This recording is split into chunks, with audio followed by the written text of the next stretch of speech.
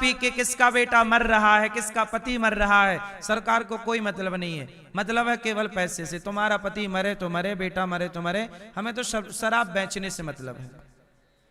Licence दे रही है, वृंदावन में भी शराब बिक रही है। धाम में शराब बिके तो बिके, धाम तीर्थ से कोई मतलब नहीं, हमें तो पैसे। सरकार को किससे मतलब है? पैसे से। पैसा हद हो गया ना, पैसे ने कमाल कर दिया। क्यों?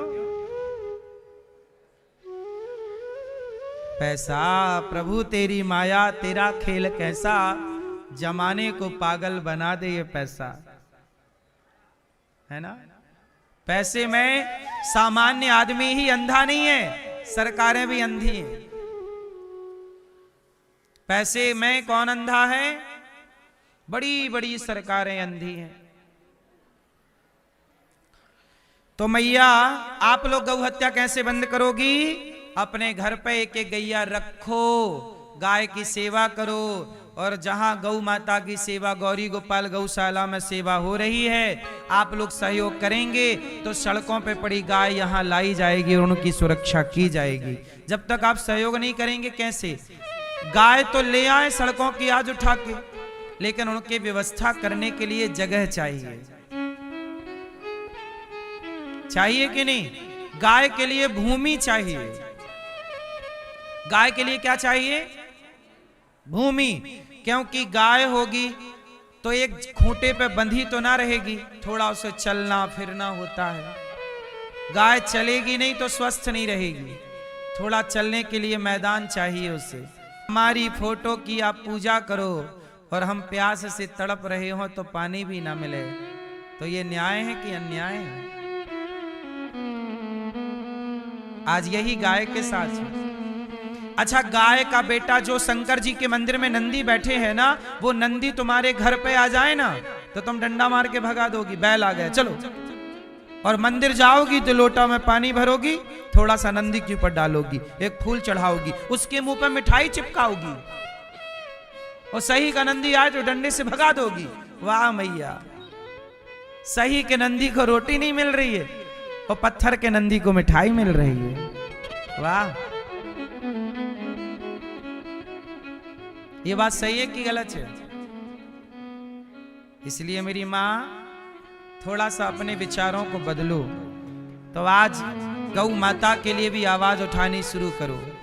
गाय की रक्षा के लिए जब तक गौ माता की हत्या नहीं रुकेगी, ये पाप क्यों बढ़ रहा है, ये सब क्यों चल रहा उल्टा सीधा? क्योंकि कहीं ना कहीं गौ माता का अभिशाप है। इसलिए हम बता रहे थे कि गौ माता का गौमूत्र और गौ माता का गोबर ये सब पवित्र हैं। गोबर से आंगन लीपने का कार्य, गौमूत्र से स्नान भी कुछ लोग करते हैं और उसका पान भी कुछ लोग करते हैं, और बड़ी बड़ी बीमारियों से निजात पाते हैं। ये गौ माता का प्रभाव है। आज भगवान ने गौ माता के लिए सुंदर सुंदर गिरिराज जी उठाकर मैसेज दिया, गौ माता सुरक्षित होनी चाहिए। भगवान ने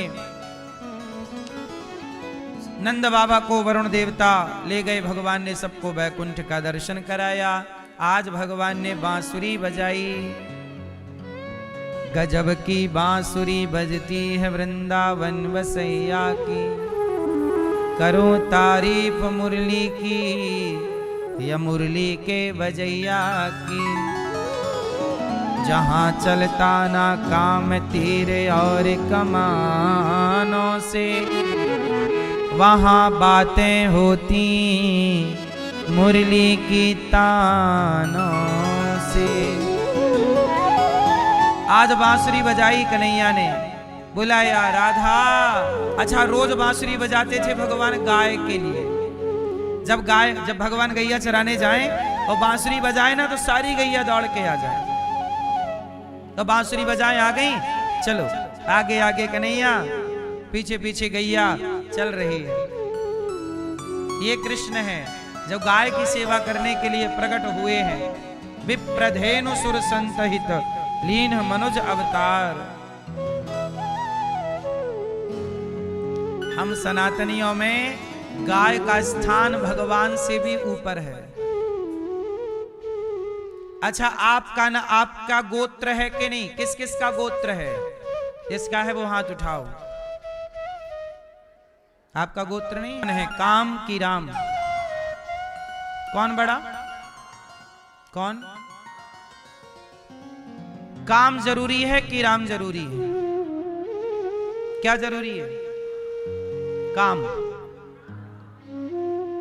कितने लोग समझते हैं कि काम जरूरी है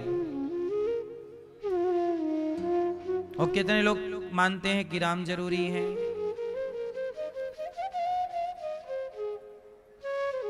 राम जरूरी है, काम भी जरूरी है। वो नहीं मानेगा, उसका अपना अस्तित्व खतरे में पहुंच जाएगा।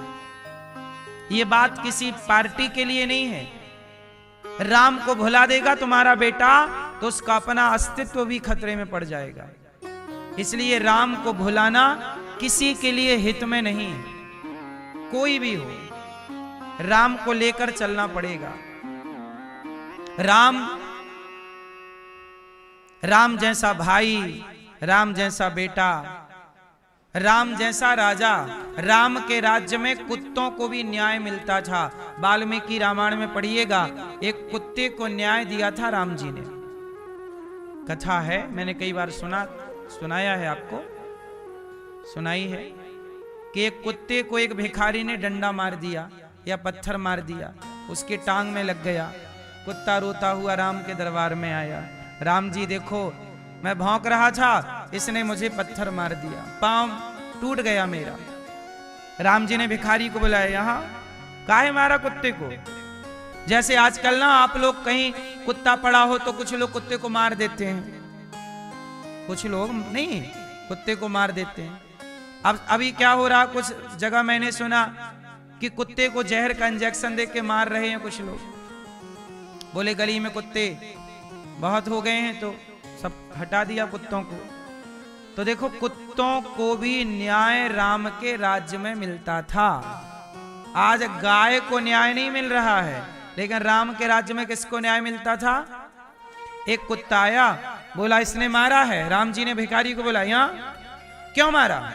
भिखारी बोला, प्रभु मैं भीख मांग रहा था, ये मुझे दे के भां भां भां भां एक पत्थर उठा के मार दिया। राम जी ने कहा कि कुत्ता तुझे देख के नहीं भौंकेगा, कुत्ते का तो काम भौंकना है। तुझे देख के भौंका, तूने मार दिया। भाई तुझे काटता तब तू मारता अपनी रक्षा के लिए, उसका तो स्वभाव भौंकने का है। अब तूने मार दिया है। अब राम जी बोले कुत्ते से, चल भैया ऐसा कर, किसने तुझे काटा है, तुझे मारा है, अब ऐसा कर तू ही न्याय कर, तू ही दंड दे। क्या दंड देना चाहता? कुत्ता बोला कि ऐसा करो, इसको फलानी जगह का नेता बना दो। भिखारी को राम जी बोले, वारे कुत्ता, ये तूने न्याय किया कि उसकी बल्ले बल्ले कर दी?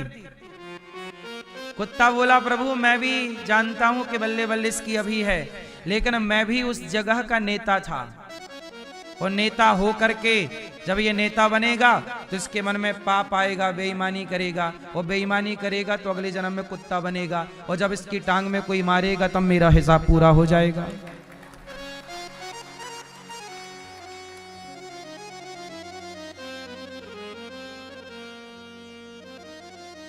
तो राम के राज्य में किसको न्याय मिला?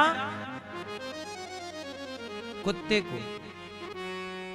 इसलिए राम जैसा बेटा, राम जैसा भाई, राम जैसा राजा, राम जैसा पति। हम मैयाएं लोग कहती हैं नहीं, पति राम जैसा नहीं। क्यों, राम जैसा पति चाहिए कि नहीं? नहीं, रावण जैसा चाहिए? पति कैसा चाहिए, राम जैसा या फिर विकल्प आप दो, किसके जैसा चाहिए बता? रावण के जैसा चाहिए, कंस के जैसा चाहिए, दुर्योधन के जैसा चाहिए? कैसा पति चाहिए?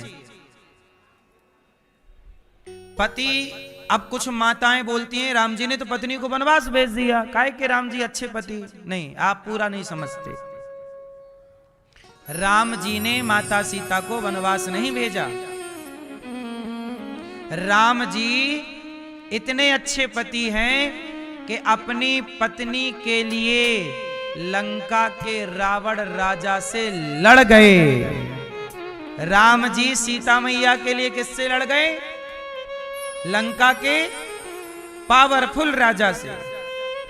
लोग कहते हैं प्यार की निशानी ताजमहल है। अरे प्यार की निशानी ताजमहल नहीं, राम सेतु है जो राम जी ने बनवाया था लंका तक। राम सेतु बिना खंबे का, ये प्रेम की निशानी है। बोलो हाँ। इसलिए राम जैसे पति, सीता मैया रावण के यहां रही और राम जी ने स्वीकार कर लिया। आप किसी के घर रह लेती ना मां इतनी दिन, तो आपके पति भी आपको ऐसे स्वीकार ना करते जैसे सहजता से राम ने स्वीकार किया। अब आप कहो तो राम ने स्वीकार किया तो निकाल क्यों दिया? तो राम जी ने थोड़ी निकाला। राम जी निकालते तो उसी दिन निकाल देते जिस दिन सीता जी आई थी। क्यों? आप लंका से आई तो ना कह देते कि नहीं हम तुम्हें नहीं रखेंगे, तुम अपवित्र हो गई हो, रावण के यहां रह के आई हो। लेकिन राम जी ने तो ऐसा नहीं कहा, सीता जी को स्वीकार किया और सीता जी गर्भवती हो गई। जब स्वीकार किया तभी ना गर्भवती हुई। सीता मां जब गर्भवती हुई तब किसी तीसरे व्यक्ति ने, थर्ड पर्सन ने बोला, एक धोबी ने बोला अपनी पत्नी को कि मैं तुझे नहीं रखूंगा, तू रात को कहां रह गई थी? बोली मैं पानी बरसने लगा था, काम करने गई थी, तो केवट नाव चला नहीं पा रहे थे, तो रात को मैं उन्हीं की बहन मतलब उनकी पत्नी के संग सो गई थी, वहीं रुक गई थी उनके घर पे। केवट बोला नहीं, वो धोबी बोला कि नहीं मैं तुझे नहीं रखूंगा, मैं कोई राम छोड़ी हूं कि रावण के यहां रहकर आई सीता जी और रख लिया। अब ये धोबी की बात थी, धोबी ने सीता मैया पे आरोप लगाए हैं, राम जी ने नहीं। अच्छा बताओ, सीता मैया पे आरोप राम जी ने लगाए कि धोबी ने? कौन ने आरोप लगाए? धोबी ने। तो फिर इसमें राम जी दोषी भय कि धोबी दोषी हुआ? लेकिन दुनिया किसे दोषी मानती है? राम को। दोष हमेशा बड़े का देखा जाता है, छोटे का नहीं। इसलिए राम को लोग दोषी मानते हैं, जबकि राम का तो कोई दोष है ही नहीं। राम को थोड़ी संदेह था, राम तो खूब प्रेम से रहते हैं सीता जी के संग। धोबी ने भर दी, हवा फैला दी कि पता नहीं रावण के यहां रही थी कैसी हैं। अब ये बात उड़ती उड़ती राम जी के कानों तक आई कि कोई मेरी पत्नी को ऐसा कह रहा है। अब आप लोग कहोगे कि अच्छा राम जी ने पड़ताल की कि क्या बात चल रही है, तो समाज में बात फैल चुकी थी। अच्छा आप लोग बताओ कि जब धोबी के द्वारा समाज में ये बात चली गई कि रावण के यहाँ सीता जी रही हैं, पता नहीं कैसी हैं, पवित्र हैं कि अपवित्र हैं। अब आप लोग मुझे बताओ कि इस परिस्थिति में राम को क्या करना चाहिए? क्या करना चाहिए? राम सीता मां को अपने पास रखे रहते तो समाज लांछन लगाती रहती। बोलो हाँ। समाज रोज बोलती, अरे देखो जरा सीता जी ऐसी हैं, देखो जरा। और आप एक ही बात रोज अपने चरित्र के बारे में सुने तो क्या आप सुन पाओगे? क्या आपके पति सुन पाएंगे? आप पवित्र हो, आपके पति को पता है कि आप पवित्र हो, लेकिन समाज बोल रही है, तो समाज के लिए क्या निर्णय होना चाहिए? अच्छा राम जी केवल पति होते तो राम जी कभी सीता मां को वनवास ना देते, भाई मैं पति हूं, तुम्हें जो बोलना है मुझे या मेरी पत्नी के लिए बोलते रहो। लेकिन राम जी केवल पति नहीं थे, राम जी अयोध्या के राजा हैं और राजा का धर्म था कि वो प्रजा की बात सुने। राजा का धर्म क्या है? कि वो प्रजा की बात सुने और प्रजा की बात सुने। देख लो जरा, राम ऐसे राजा हैं कि पत्नी को कोई कुछ कह रहा है तो राम जी उसकी भी बात सुन रहे हैं, और हम लोग गौ माता के लिए कह रहे हैं तो सरकारें जनता की बात नहीं सुन रही। ये अंतर है राम राज्य में और आज के राज्य में। तो राम जी ने सुन ली बात। क्या चाहते हो? लोग बोले कि ये तो देखो रावण के यहाँ रही हैं, ऐसा करें कि सीता जी अग्नि परीक्षा देके प्रूफ करें कि पवित्र है। अब सारी जनता क्या बोल रही है कि सीता मां क्या दें? अग्नि परीक्षा लो। अब राम जी ने कहा सीता जी से कि सीता जी ऐसा है कि आप अग्नि परीक्षा दे दो। ये जनता है बोल रही है, दे दो। सीता जी बोली कि चलो आज मैं इनके सामने अग्नि परीक्षा दे दूंगी, कल दूसरे लोग आएंगे वो कहेंगे पता नहीं शुद्ध हैं कि अशुद्ध हैं, क्योंकि उस जमाने में वीडियो तो थी नहीं कि एक बार बना ली सबको दिखा दी। भाई आज यहाँ इतने 1000 लोग हैं, 10,000 लोग हैं, तो 10,000 के सामने देंगी तो 10,000 लोग ही देखेंगे, लेकिन जो बाकी के लोग हैं वो कहेंगे अरे हमने थोड़ी देखी है, तो सबको फिर देती रहे परीक्षा। सीता मैया बोली कि प्रभु ऐसा है कि जहां भरोसा ना हो वहां रहना नहीं चाहिए, जहां भरोसा ना हो वहां रहना। तो सीता मैया ने कहा कि प्रभु मैं अग्नि परीक्षा तो अभी दे सकती हूं, लेकिन मैं अग्नि परीक्षा देने के बाद, कोई भी परीक्षा देने के बाद ऐसी समाज के बीच में अब रहना नहीं चाहती। लेकिन आपके बच्चे मेरे पेट में हैं, यदि मैं चली गई तो ये बच्चे भी चले जाएंगे। इसलिए सीता मैया ने राम जी से कहा कि प्रभु कुछ ऐसा कीजिए कि जब तक आपके बच्चे मैं आपको नहीं सौंप देती तब तक मुझे थोड़ा दूर कर दीजिए इन लोगों से। ऐसी समाज में क्या रहे? सीता मैया बोली कि मैं संतों के पास रहूंगी। देखो सीता जी पर समाज को भरोसा नहीं था, पर सीता जी पर संतों को भरोसा था। आग लगा के चली गई। अब सीता मैया आई कमरे में, तो सीता मैया आई तो देखी तो चित्र बना पूरा। अच्छा बनाया किसने? कैकेयी माँ ने। तो सीता मैया ने देखा कि चित्र बना, तो कैकेयी सीता मैया बोली प्रभु ये किसका चित्र है? अच्छा सीता मैया नहीं जानती थी किसका है, क्योंकि कभी शकल नहीं देखी रावण की।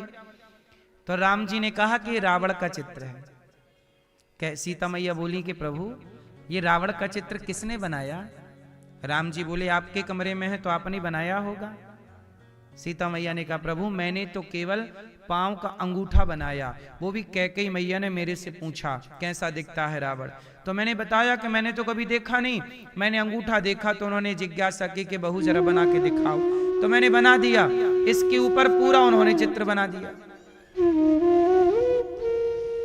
इसका मतलब कैकेयी माँ ये चाहती थी कि राम और सीता के बीच में फूट पड़ जाए, और फूट पड़ेगी तो राम सीता के प्रेम में व्याकुल विह्वल हो जाएंगे, पागलों जैसे हो जाएंगे, फिर मेरे भरत के अयोध्या का राजा बनने का रास्ता।